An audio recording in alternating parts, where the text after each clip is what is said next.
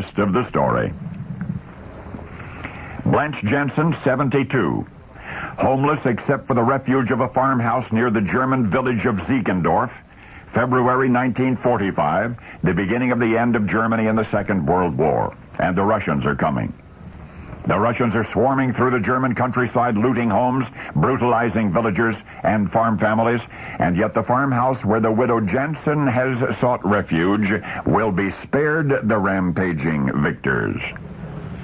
For what awaits any Russian soldiers who might happen to pass by is what you might call a scarecrow.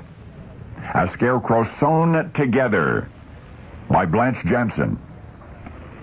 You see, Mrs. Jensen and her physician husband were American citizens. They were living in the German city of Dresden. Dr. Jensen died during the war.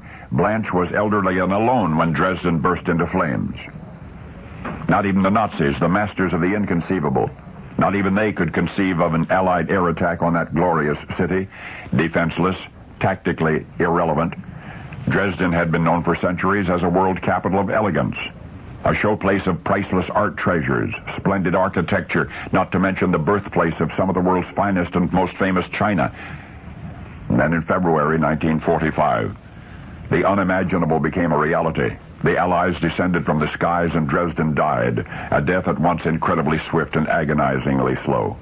1,200 British and American bombers, 14 hours, 1,600 acres engulfed in a fiery hurricane, 75,000 homes destroyed, an estimated 135,000 lives lost, twice as many as died at Hiroshima, and yet many more were not lucky enough to die. In the streets, the mutilated living cried out, begging their fleeing neighbors to shoot them. Rescue vehicles bound for the countryside refused to accept any animal, no matter how small, and so hundreds of beloved pets were put to death so that their masters might be spared.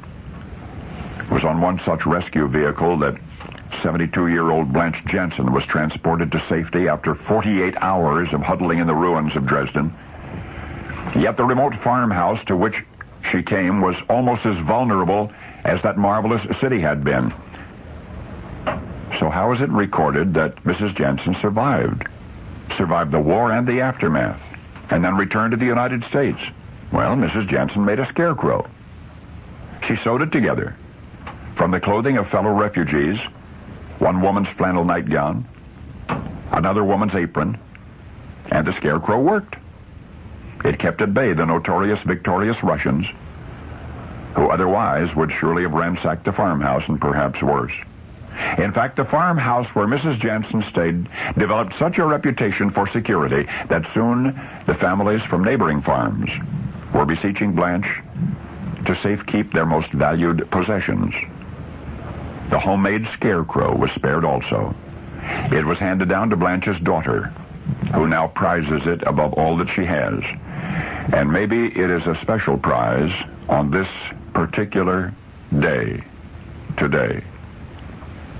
You see what the resourceful Mrs. Jensen had manufactured on an old treadle sewing machine from a despised red Nazi banner and a white flannel nightgown and a blue kitchen apron, and then displayed above her farmhouse door was Old Glory.